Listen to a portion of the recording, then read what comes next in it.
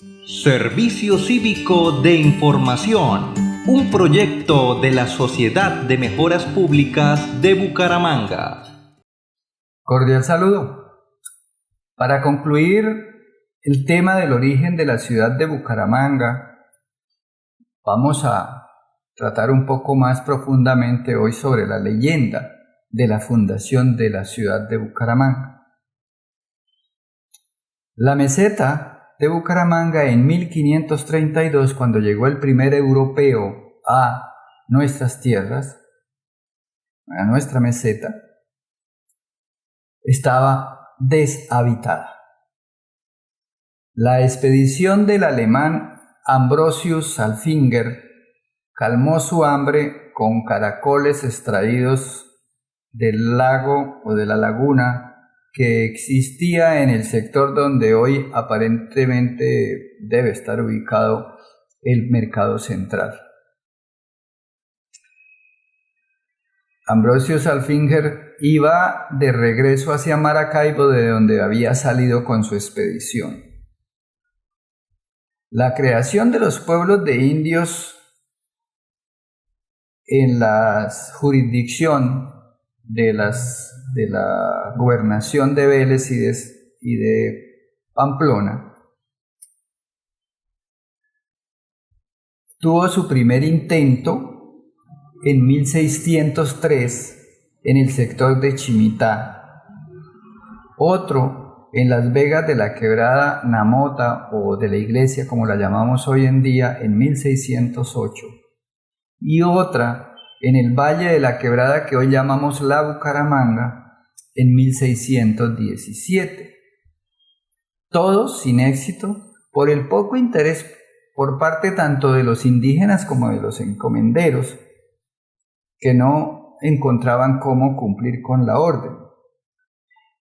El 22 de diciembre de 1622 prácticamente se hizo para darle gusto al visitador y cumplir con la orden, pero eso fue una actividad que fue de ese día. Sobre ellos encontramos este escrito que nos cuenta más o menos qué se hizo ese día. En un tambo con techumbre pajiza, erigido en iglesia, se congregaron españoles y nativos para oír devotamente la misa. Recuerden que venimos diciendo que eso estaba prohibido, o sea que eso no fue tan así, de que se reunieran españoles y nativos a oír devotamente una misa.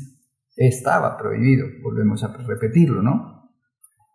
Dice que para impetrar del Supremo Hacedor la protección y desarrollo del rancherío,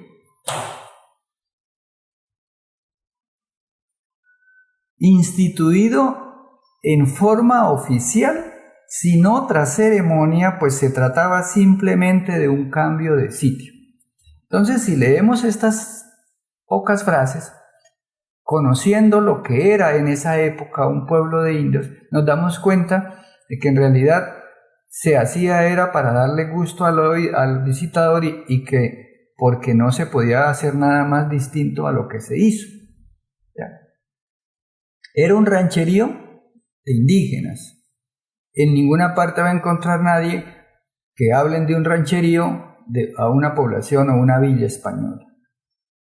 Y no se hizo ninguna otra ceremonia porque era el traslado del pueblo de indios que se había intentado varias veces en levantar en el sector. Los negros seguirían en sus bohíos, pues les estaba prohibido convivir con los indígenas, y de españoles ni hablar. Se creaba era un caserío para indígenas, para indios. La meseta en el papel, volvemos a lo mismo,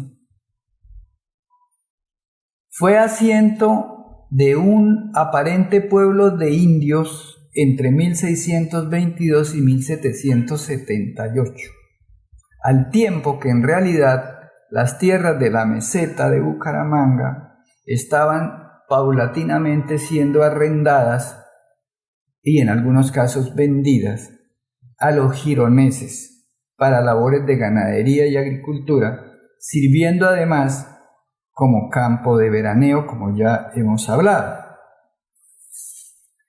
Entonces, ¿cómo comprender que sigamos hablando del origen de Bucaramanga con una fundación? Esto se lo debemos a Enrique Otero da Costa, que nació en 1883 y murió en 1964. Él es el origen de la leyenda sobre la fundación de Bucaramanga. Nacido en Río Negro, Santander, alternó su trayectoria profesional como comerciante, empresario y político con el periodismo y la historia. Participó en la Guerra de los 1000 días del lado de los revolucionarios. Su vida transcurrió principalmente en las ciudades de Bogotá, Manizales y Cartagena, donde se integró a las principales entidades culturales. En la Academia Colombiana de Historia sirvió como presidente, vicepresidente, bibliotecario y además director del boletín Historia y Antigüedades, órgano de difusión de la Academia. Además, participó en instituciones culturales como la Sociedad de Mejoras y Ornato de Bogotá, el Centro de Historia de Santander, el Centro de Estudios Históricos de Pasto y la Academia Antioqueña de Historia. Fue miembro del Centro de Historia de Cartagena de Indias, el cual presidió y en donde fundó su boletín historial, y de los centros de historia de Barranquilla, Mompox, Tunja y Manizales, donde creó la revista Archivo Historial. También integró la Academia Nacional de Historia de Buenos Aires y la Real Academia de Historia de Madrid. En el plano profesional, Otero se desempeñó como presidente de la Cámara de Comercio de Manizales, tesorero municipal de Bogotá y miembro de la Cámara de Representantes por la circunscripción electoral de Bucaramanga entre 1935 y 1942. Asimismo, ejerció como agente fiscal de Santander e integró el Consejo Administrativo de los Ferrocarriles Nacionales de Colombia, el Comité Nacional de Cafeteros y la Junta Directiva de la Cámara de Comercio de Bogotá. También fue director del periódico La Patria en Cartagena. A causa de estas actividades, Otero disfrutó de una situación económica bastante holgada que le permitió un coleccionismo continuo a lo largo de su vida. Autor del libro El Cronicón Solariego, obra publicada en 1922 por disposición de la Asamblea Departamental de Caldas en homenaje a la ciudad de Bucaramanga en el tricentenario de su aparente fundación. Obra programada o proyectada para salir en 3 tomos, pero solamente uno vio la luz. La obra es el resultado de la búsqueda en los archivos coloniales en la sección Poblaciones, con lo que respecta al departamento de Santander, donde el autor encontró el tomo 1, folio 405 y siguientes. Escribe Otero da Costa sobre eso. Hallé un curioso legajo tocante al año de 1693, rotulado así: el Cabildo de Pamplona, sobre que se agregue a la ciudad el pueblo de Bucaramanga. Una petición a la Real Audiencia de los cabildantes de Pamplona, en la que solicitábase que fuera devuelta a dicha ciudad su antigua jurisdicción sobre el pueblo de Bucaramanga, que por abulia de anteriores cabildantes habíase dejado traspasar a la ciudad de Girón sin haber opuesto contradicción alguna. Para comprobar los derechos que asistían a Pamplona, en su reclamación presentábase copia de varios documentos que atestiguaban el alegado dominio y entre ellos 2 autos cuya lectura me causó la más inesperada impresión. El primero contenía una disposición fechada en Pamplona el 4 de noviembre de 1622, en la que el oidor visitador don Juan de Villabona y Zubiaurre ordenaba al alcalde mayor de Minas de las Vetas y del Río de Oro procediese a la fundación de un pueblo en el sitio de Bucaramanga. Aquí cierro comillas. Como se dan cuenta, Enrique Otero de Acosta no era cualquier persona, era un tipo muy importante, una persona muy influyente, con una situación económica bastante holgada, un coleccionista de antigüedades a nivel mundial, una persona conocedora de la historia y que con base en ese asunto lo interpretó que la orden del oidor visitador, la orden de crear el pueblo de indios en la meseta de Bucaramanga era una orden de fundar un pueblo, como él lo escribe acá, pero no terminó, que era un pueblo de indios, ¿sí? Y como tal se hizo. La orden ordenaba eso, la creación de un pueblo de indios en la meseta de Bucaramanga, no una villa o un pueblo para españoles. Los pamploneses acomodaban las cosas a su favor sin reconocer verdades históricas, y la evidencia de que esto es así es que esa demanda nunca prosperó. Pero la leyenda creada por Enrique Otero de Acosta, pues sí ha sobrevivido hasta nuestros años, tanto así que nos quieren seguir convenciendo de que en 2022 estamos cumpliendo 400 años de fundados. Eso explica el por qué se mantiene esa leyenda. Porque Bucaramanga sufre la fea tradición de las apariencias.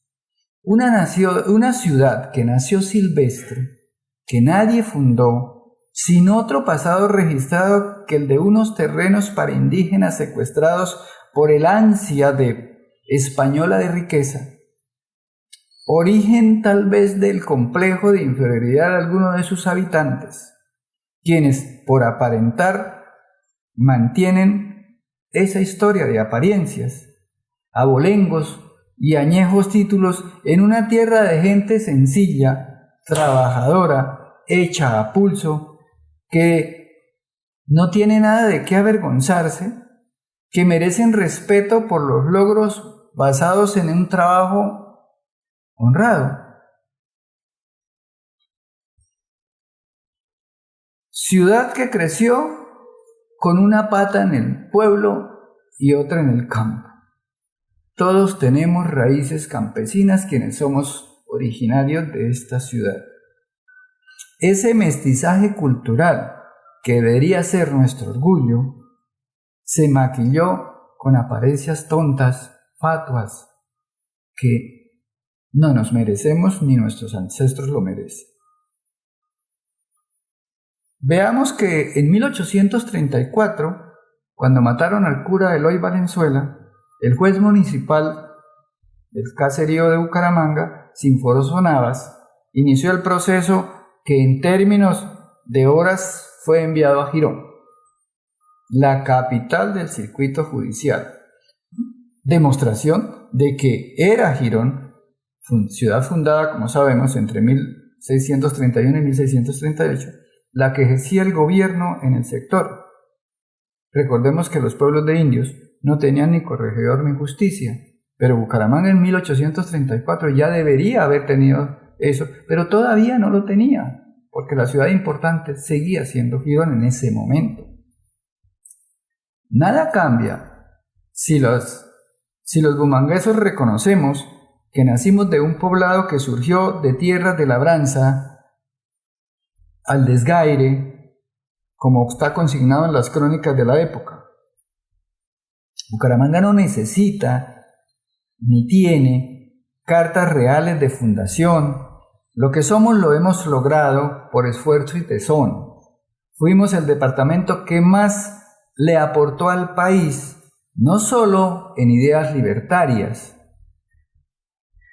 como asimismo aquí funcionaron las primeras industrias nacionales, la primera generadora de electricidad y tuvimos el primer alumbrado público.